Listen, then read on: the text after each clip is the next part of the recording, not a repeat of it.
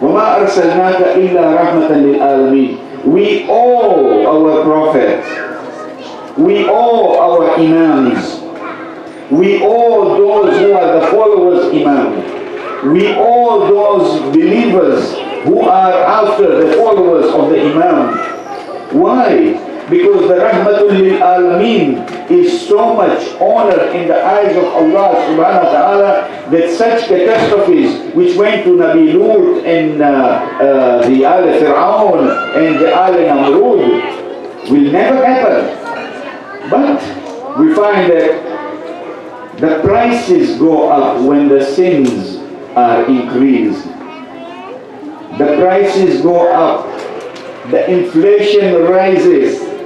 Lifespan is shortened. Instead of people living up to 60, 70 years, they live at 40, 50 and out. Trade brings no profit, and the land does not give the fruit. These are warnings for us. The Prophet also explained that adultery, and you know what is adultery, right? Do I have to explain the word adultery to you? Thank you. It is called zina in Arabic. Yes? What is called in the United States making it out. Right? Adultery, when practiced openly, increases the accidental and sudden death. Increases. Brings plagues, HIV, AIDS, diseases which have never been heard before. Look around you in this society we are in. Adultery is a joy. Adultery is almost a way of life. I was told on Saturday night, don't go to the Arizona State University area there, because that's not a place for you. When I used to go for missionary work in Trinidad, they told me, don't come here during the time of carnival. It is not for you. Why? Then they explained to me what happens in carnival. That after carnival, many children are born out of wedlock. Many people contact HIV and AIDS. The carnivals. So these are the kind of things we have to be very careful with. Allah subhanahu wa ta'ala says, La taqrabu zina. In the Quran, don't even approach adultery. Think about it, my brothers and sisters. We have to be very vigilant. Alright? When people resort to cheating in their weights and measure, the warning comes in famine. Suddenly there is famine. We don't know how it comes. And then there is no food to eat. There is underemployment. Suddenly you find people getting pink slips. They don't have a job. The unemployment rises. That is because of cheating and the tyrants. When you have tyranny in the country, this is what happens. Alright, what about Muslims? Muslims, when rich people withhold zakat, poverty strikes the community. The community becomes poor. Imam Ali ibn Abi Talib alayhi salatu was salam said,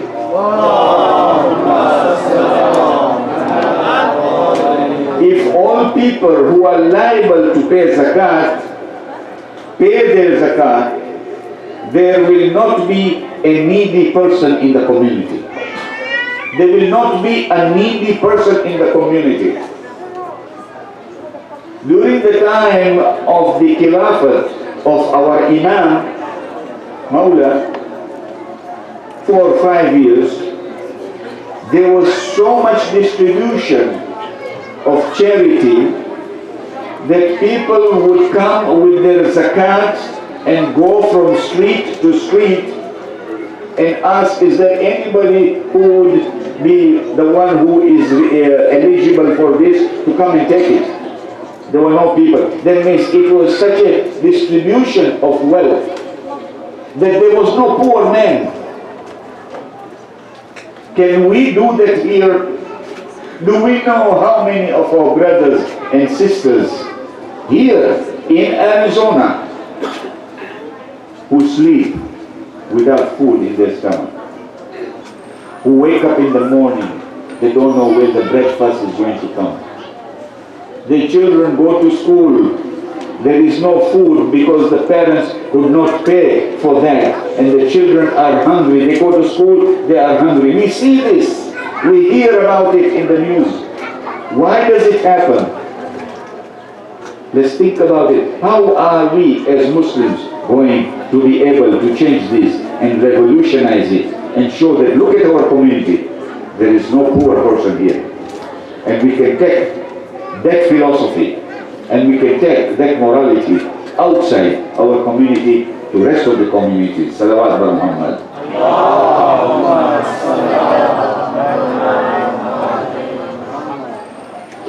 Sometimes we find a person in trouble or in sickness, and the moment we sit with somebody else, you know why he's sick? He was not a good man. He did this, he did this, he did this. That's why he's being punished. Right? It's a tendency that is happening. I hope it's not happening here. But that is wrong. Islam says, no, you do not do that. You do not suppose that because he is suffering is because of the bad deeds that he has done. How do I know that Allah has put him into the suffering so that he can elevate his status in the hereafter? I should take it positively and not negatively. So we should concentrate on ourselves, not on others. See how good I am. See how bad I am. See how much bad I can throw out. See how much good I can make it better. And who is there to give us this but those who gave their lives in Kermalli? Those who were the shaheed. The first shaheed of Kermalli was Hazrat Muslim bin Aqil. And when he was martyred, with him there were two children with him. One's name was Muhammad, another was Ibrahim. They were 8, 9 or 9, 10 years old children. Where were those children? From 8 of the month of Zilhijjah until the 10th of Muharram, until all the prisoners reached Kufa on the 13th, until the prisoners left to Sham in another 20 days. We don't have anybody to tell us where these children were. We are told in one narration that the children were caught after the martyrdom of Hazrat Muslim, and they were given to somebody called Haris or someone to look after those children and give them as much trouble, as much difficulty as possible. They were getting less food, less water to drink. Young, small children. This is the kind of life, this is the kind of sacrifice that these two children gave for Islam. One brother would talk to another brother and say, when shall we be going back to Medina, to our mom? Their mom passed by Kufa. She saw the head of Muslim bin Aqil on the door of Darul Imara. She was a person who had feelings. Did she remember her two sons? How must she have felt that she was with her hands tied behind her like a prisoner, like a slave, being paraded in the streets of Kufa. She sees the head of her husband. Did she remember her children? What was going on in her heart? What was going on in the heart of those two children? The children one day wake up and one of them says that I have seen my grandfather in my dream, and I am so lonely and I am so despondent. So the other brother said, let us talk to this Aris so that he would know who we are. So they go to this guy and they say that look, we are the sons of Muslim. Our father has been killed here. When that man heard the name of Muslim, his eyes welled up and he said, how come I didn't know who you were? He said, okay children, now I know who you are. He said, look, if you help us, we will make your sifarish, we'll become the people who are going to make the sifarish for you in the day of judgment by our Prophet. They said, thank you very much. I will make it a day that I'm going to leave the door open and you come out and I will tell you to follow the caravan which is going to Medina, but don't lose them. How can the children know which caravan is going where? And they were going round and round the city of Kufa, not knowing where they are or where they are going.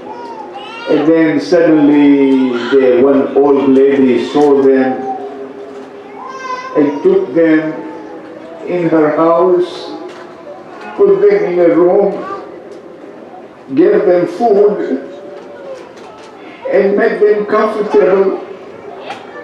At night, when her son comes home tired and angry and says to the mother, I'm tired and I'm hungry and I'm angry.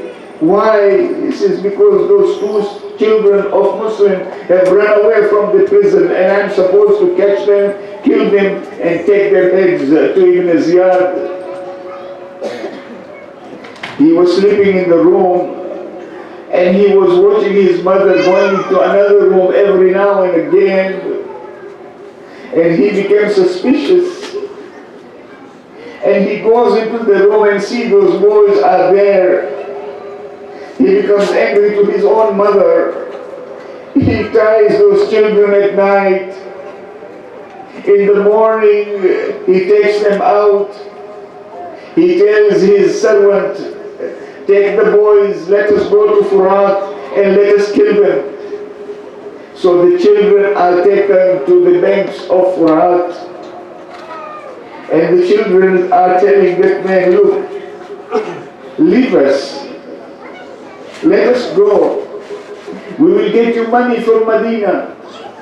He says, no, I don't want your money. The children are telling him, look, we have beautiful hair. Cut our hair. Go and sell them in the market. You will get money for it. He says, no, I'm going to chop your head. The children are telling him, have some mercy on us. So take us to Ibn Ziyad and let Ibn Ziyad do whatever he wants to do. The Maulana is refusing.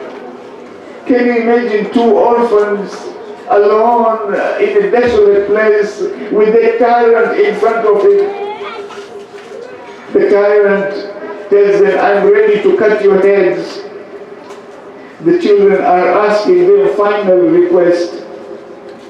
And the children are telling him that allow us to have 2 rakat namaz. We want to make the salah. Imagine in that kind of crisis, these small little children think of nothing but that salah, which is Amud al-Din.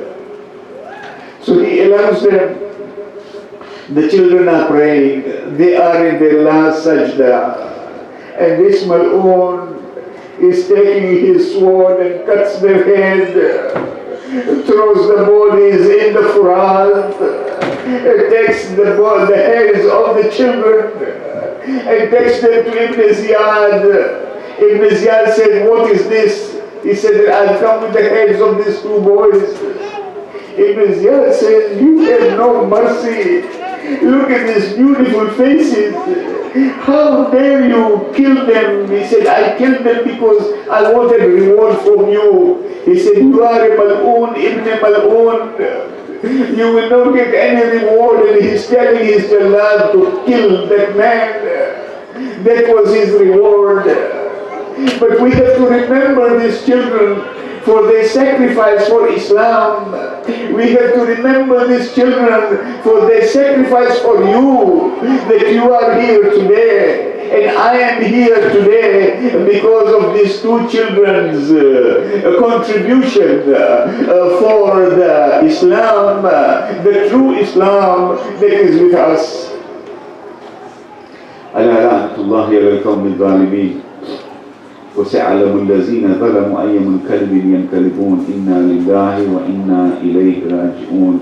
Brothers and sisters, now we'll have the other Zakir who is going to come and give some speech. Salawat par Muhammad.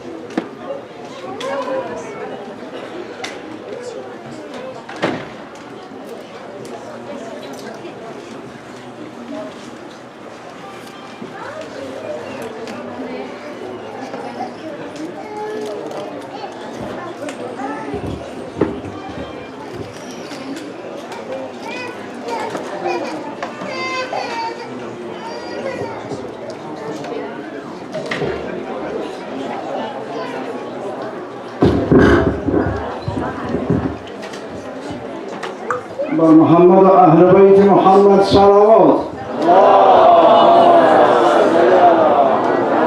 بسم الله الرحمن الرحیم. باز این که شورش است که در خلق عالم است، باز این که شورش است که در خلق عالم است، باز این که نوحه و که عزا و که ماتم است، باز این که رستخیز عظیم است کس از او بی نفع سور برخاسته ز اولاد آدم است. بارها گفت محمد که علی جان من است، هم به جان علی و جان محمد صلوات.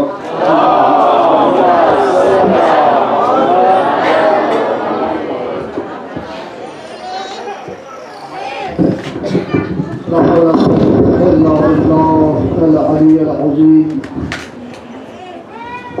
أعوذ بالله من الشيطان الرجيم. بسم الله الرحمن الرحيم.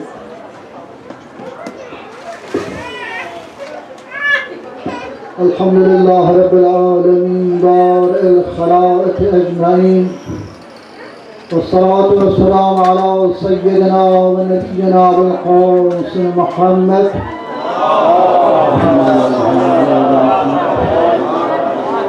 وعلى آله الطيبين الطاهرين المعصومين. أما بعد، قال الله تبارك وتعالى في كتابه العظيم: بسم الله الرحمن الرحيم. وإلهكم إله واحد لا إله إلا هو الرحمن الرحيم.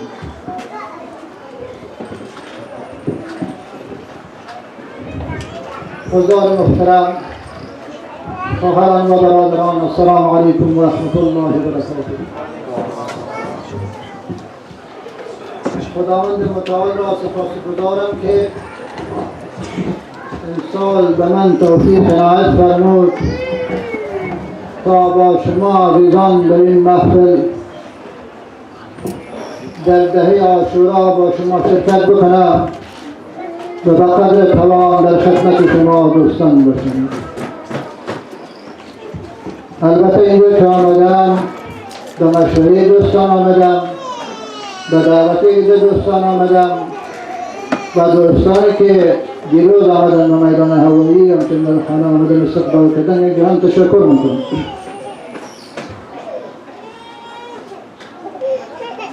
میخواهم که قبل از این که بحث موضوع شروع بکنم مقدمه یک دقیقه از خدمت شما عرض میکنم. با این جمله انسان سازی که در رابطه با امام حسین علیه السلام گفته شده: ان الحسین مصباح الهدی و سفینة النجا. حسین علیه السلام چراغ راه هدایت است و کشتی نجات انسان. یعنی اینکه قیام فلسفه قیام امام حسین، هدف و مرام امام حسین چراغ راه هدایت ما و کشتی نجات انسان و همه انسان ها در کره زمین از کسی که پیروی کنند. دین و مذهب، محبت و دوستی و پیغمبر و اهل بیت پیغمبر وقتی به جا میرسد، وقتی ارزشمند است که طبعاً با آگاهی و بیداری و شناخت پیغمبر و اهل بیت پیغمبر ما باید محرم که بزرگترین فرصت است، مهمترین فرصت است، باید از این ایام استفاده کرد. وقتی که میگم امام حسین چراغ هدایت است، به این گونه که حسین علیه السلام با هدف و مرامی که عمل کرد و حرکت کرد و جهانی شد به اساس اهداف مرامش. چرا امام حسین را سید الشهدا میگویند؟ قبل از امام حسین در جنگ احد 15 سید الشهدا بود، اما بعد از شهادت امام حسین با ارزشمندی که در جهان خلق کرد، امام حسین جایگاه حمزه را گرفت. و چطور امام حسین چراغ راه هدایت و نجات ماست. هر مذهب و دینی که، هر محبت و دوستی که در این دنیا ما را نجات ندهد، در دنیای دیگر ما را نجات نمیده. یعنی باید به اساس شناخت و به اساس مرام و به اساس یک هدفمندی باشه. چرا خداوند میگه که در سوره اسراء آیه 71: و من کان فی هذه اعمی و هو فی الاخرة اعمی و اضل سبیلا. کسی که در این جهان کور است، نابینا هست، بیخبر است، بی‌تفاوت است در زندگی و سرنوشت انسان ها، در جهان دیگر کورتر، ناگاهتر و ذلیلتر راه خواهد بود. در آیه دیگر خداوند در سوره اسراء میگه که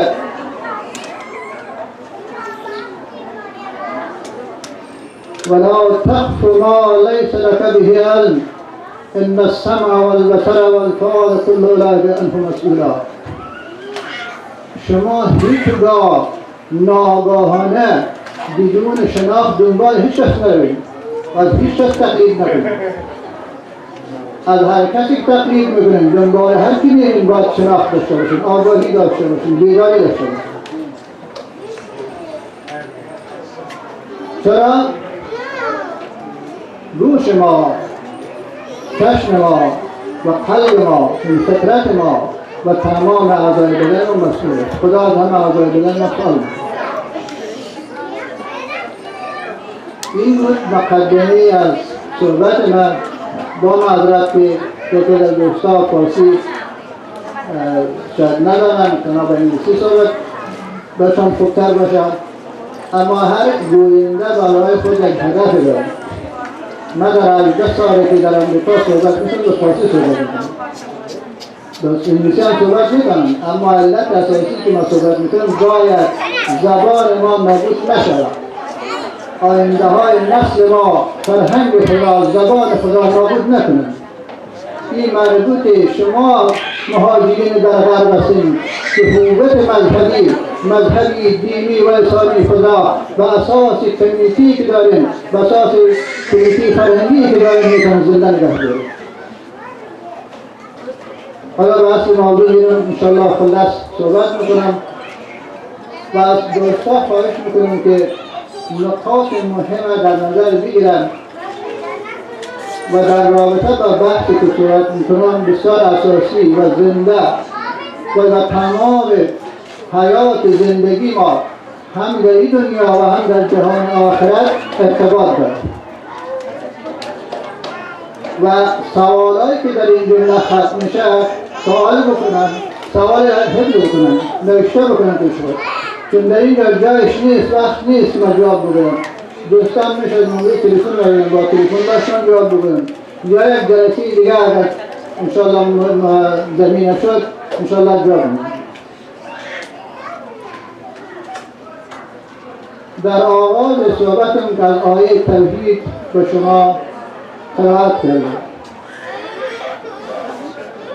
بسم الله الرحمن الرحیم و الهکم اله واحد لا اله الا هو الرحمن الرحیم.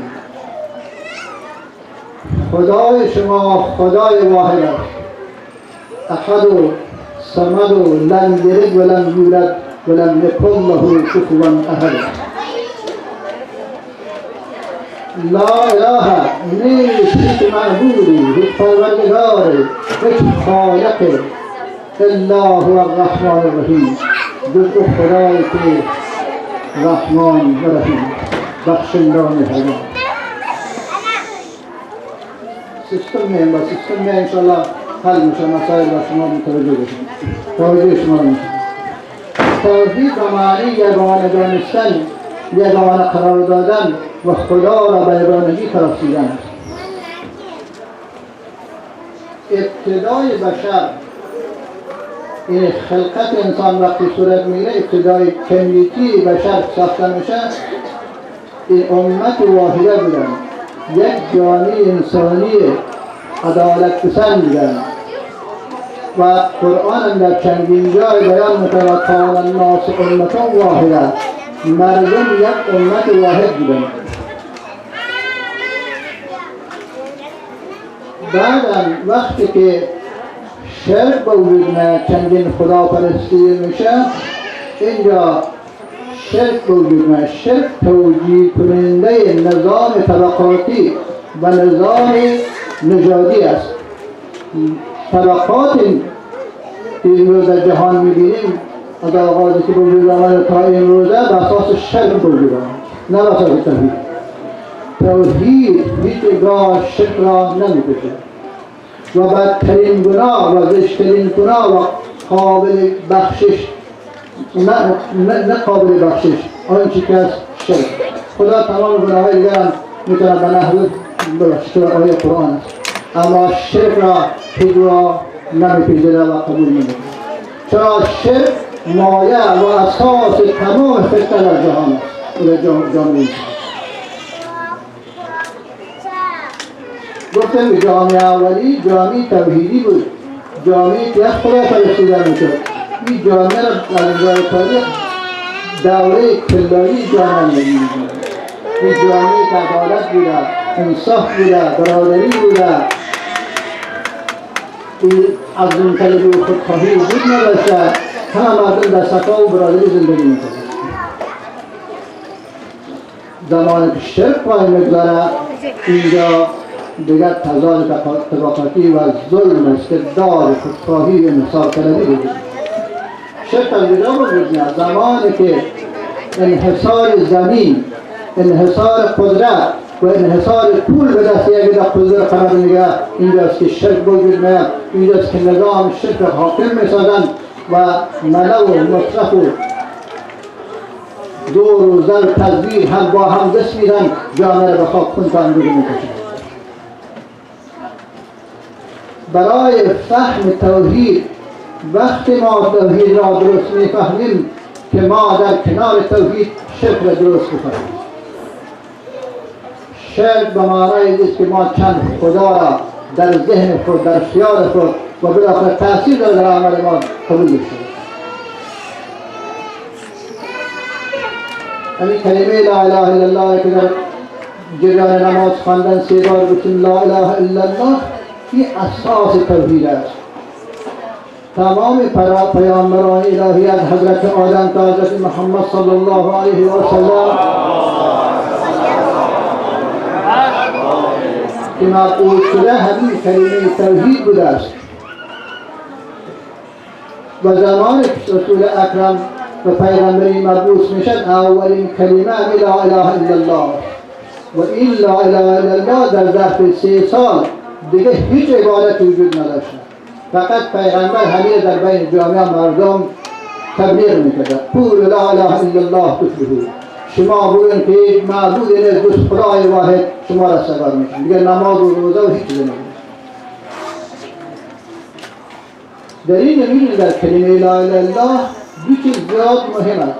خب متوجه باشین خیلی بحث اساسی که تمام زندگی میشه و زندگی ما میشه. ما یک مسلمان مؤمن باید همین یک چیز معترضه برای ما در جوامع انسانی 5 بخش انسان ها داریم. یک بخش ما مسلمان است، یک بخش ما مسلمان مؤمن است، یک بخش ما منافق است، یک بخش ما کافر است، یک بخش ما مشرک است. خب مسلمان کسی است که خدا را قبول داره و در زبان خود و در قلب خود، اما در عمل توجه نمیکنه. وقتی که منافع پیش آمد دیگه خدا وجود نداره. دروغ میگه، رشوت میخوره، انسان میکشه، تعرض به ناموس مردم میکنه، هر چی داشت. اما نماز خدا میخونه، روزه خدا میگیره، حج میکنه. دوم مسلمان مؤمن است که هم در عقیده و هم بر زمان، یعنی بر قلب خود، هم بر زبان خود و هم در عمل. تمام شما قرآن رو بخونید، هر جایی که کسی کلمه آمنو آمده در پهلوش عمل صالحات میده. آمنوی بدون عمل صالحات عملش نداره و جای ایمان هیچ بلد نمیکنه. در تعریف ایمان ببینیم که عقیده عبارت است اقرار به زبان، تصدیق بالقلب و عمل به جوارح. 3 جزء و تکمیل کننده ایمان ما عمل صالح. ببینید در مسائل که ما هستیم، توحید در تمام زندگی فردی اجتماعی